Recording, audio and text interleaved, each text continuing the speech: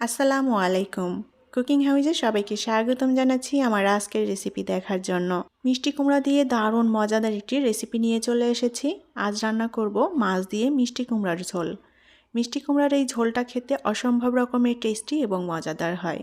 সাদা গরম ভাত দিয়ে খেতে খুবই ভালো লাগে। খুবই সহজ এবং সিম্পল একটি রান্না, এটা যে কেউ রান্না করতে পারবেন এভাবে। যারা নতুন রাঁধুনি বা ব্যাচেলার তারা খুব সহজেই কিন্তু এই মিষ্টি কুমড়া দিয়ে মাছের ঝোল তরকারিটা রান্না করে নিতে পারেন। তাহলে চলুন রেসিপিটি দেখে নেই। আমি এখানে বড় রুই মাছ নিয়েছি আর মাছগুলোকে আমি এভাবে ছোট টুকরো করে কেটে নিয়েছি। মাছগুলো আস্তেও রাখতে পারেন, আবার এভাবে ছোট টুকরো করেও কেটে নিতে পারেন। মাছগুলো খুব ভালোভাবে ধুয়ে পরিষ্কার করে নিয়েছি। আর মাছের পেটে কিছুটা তেল হয়েছিল, আমি মাছের তেলটাও নিয়ে নিয়েছি। তেলটাও আমি একটু ছোট টুকরো করে নিয়েছি। এখন এই মাছগুলোকে আমি প্রথমে একটু ভেজে নেব। তার জন্য মাছে আমি সামান্য হলুদ এবং লবণ মাখিয়ে নেব। প্যানে পরিমাণ মতো তেল দিয়ে দেব।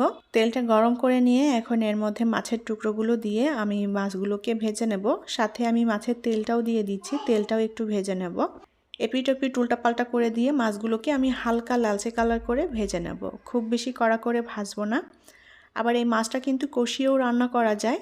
কষিয়ে রান্না করলেও খেতে ভালো লাগে। এভাবে ছোট ছোট টুকরো করে কেটে কষিয়ে নিতে হবে মশলা দিয়ে।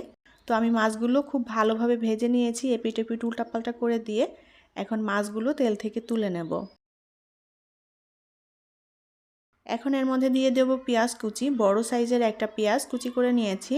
এখন এই পেঁয়াজটা হালকা লাল করে ভেজে নেব। চাইলে এখানে কিন্তু পেঁয়াজটা বেটেও দেওয়া যায়। পেঁয়াজটা আমি হালকা লাল করে ভেজে নিয়েছি। এখন এর মধ্যে দিয়ে দেব কিছুটা পানি। 1 চা চামচ দিয়ে দেব আদা রসুন বাটা। আর এখানে নিয়েছি হলুদ গুঁড়া, ধনিয়ার গুঁড়া, জিরার গুঁড়া আর লবণ।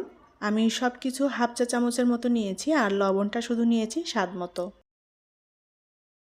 আর দিয়ে দেব কয়েকটা কাঁচামরিচের ফালি। এখন খুব ভালোভাবে নেড়েচেড়ে আমি মশলাটা কষিয়ে নেব। আর এখানে কিন্তু আমি শুকনা মরিচ ব্যবহার করছি না, শুকনা মরিচের গুঁড়া কেউ চাইলে দিতে পারেন। আমি এটা কাঁচামরিচ দিয়ে তরকারিটা রান্না করছি। অল্প আঁচে আমি ভালোভাবে মশলাটা নেড়েচেড়ে কষিয়ে নিয়েছি। এখন এর মধ্যে কেটে রাখা মিষ্টি কুমড়াগুলো দিয়ে দেব। আমি মিষ্টি কুমড়াগুলো এরকম ছোট ছোট টুকরো করে কেটে নিয়েছি। এটা যার যার পছন্দ মতো করে কেটে নিতে পারেন। এখন মশলার সাথে মিষ্টি কুমড়াটা খুব ভালোভাবে নেড়েচেড়ে কিছুক্ষণ কষিয়ে নেব। মিষ্টি কুমড়া খুবই নরম একটি সবজি আর এটা সেদ্ধ হতে একদমই কম সময় লাগে, তাড়াতাড়ি রান্না হয়ে যায় এটা।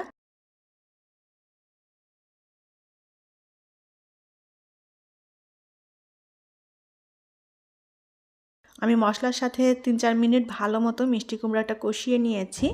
এখন এর মধ্যে পানি দিয়ে দেব। 1 কাপের মতো পানি দিয়ে দিলাম। এখন মিষ্টি কুমড়াটা ভালো মতো জাল দিয়ে রান্না করে নেব। মিষ্টি কুমড়া সেদ্ধ হতে যে পানিটা দিয়েছি পানিটা টেনে গিয়েছে। এখন মিষ্টি কুমড়াটা খুব ভালো মতো কষিয়ে নিতে হবে। এই পর্যায়ে মিষ্টি কুমড়াটা ভালো মতো কষালে মিষ্টি কুমড়ার মধ্যে মশলাটাও ভালোভাবে মিশে যাবে, খেতেও ভালো লাগবে। এখন ভেজে রাখা মাছগুলো দিয়ে দেব। মাছটা দিয়ে এখন মিষ্টি কুমড়ার সাথে ভালো মতো কষিয়ে নেব। মাছ এবং মিষ্টি কুমড়া একসাথে কষিয়ে নিলে তরকারিটা অনেক টেস্টি হবে, খেতেও ভালো লাগবে। আলতো করে নেড়ে দিতে হবে কারণ মিষ্টি কুমড়াগুলো কিন্তু সেদ্ধ হয়ে গিয়েছে। বেশি জোরে নাড়তে গেলে একেবারে গলে ভর্তা হয়ে যেতে পারে। তাই আলতো করে নেড়ে চেড়ে দিয়ে কিছুক্ষণ কষিয়ে নেব। মাছ দিয়ে মিষ্টি কুমড়া বিভিন্নভাবেই রান্না করা যায়, তবে আজকে আমি যেভাবে রান্না করলাম এভাবে রান্না করে দেখবেন, এটা খেতে খুবই টেস্টি এবং মজার হয়। আর এখানে যে কোনো বড় মাছ দিয়ে এই মিষ্টি কুমড়াটা রান্না করে নিতে পারেন। এমনকি এই মিষ্টি কুমড়াটা ডিম দিয়ে রান্না করলেও খেতে বেশ ভালো লাগে।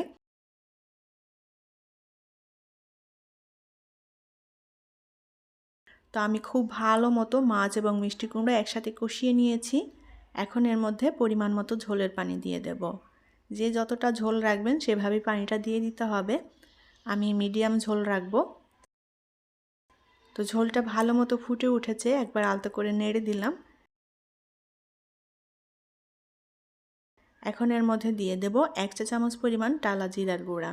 এই পর্যায়ে টালা জিরার গুঁড়া দিলে খেতে খুবই ভালো লাগবে, সুন্দর একটা ফ্লেভার আসবে। জিরার গুঁড়াটা দিয়ে ভালোভাবে নেড়েচেড়ে ঝোলের সাথে মিশিয়ে দেব। আর এখন এর মধ্যে দিয়ে দেব ধনেপাতা। আমি তরকারির ঝোলটা আরেকটু শুকিয়ে নেব। এটা আপনাদের পছন্দ মতো রাখতে পারেন, ঝোলটা যে যতটা খেতে পছন্দ করেন। তো মিষ্টি কুমড়া দিয়ে মাছের ঝোল তরকারি রান্না করা হয়ে গিয়েছে। আমি ঝোলটা আর টানাবো না, এখন এটা আমি চুলা থেকে নামিয়ে নেব। সাদা গরম ভাত দিয়ে মিষ্টি কুমড়ার এই ঝোল তরকারি খেতে খুবই ভালো লাগে। আমি খুবই সহজভাবে আজকের এই মিষ্টি কুমড়া দিয়ে মাছের ঝোল তরকারি আপনাদের সাথে শেয়ার করেছি। এটা খুবই কমন একটি রান্না, অনেকেই রান্না করতে পারেন। আর যারা পারেন না, যারা নতুন রাঁধুনি বা ব্যাচেলার আছেন, তারা খুব সহজেই কিন্তু এভাবে মিষ্টি কুমড়া দিয়ে মাছের ঝোল তরকারি রান্না করে নিতে পারেন। আশা করি আমার আজকের রেসিপি আপনাদের কাছে ভালো লেগেছে।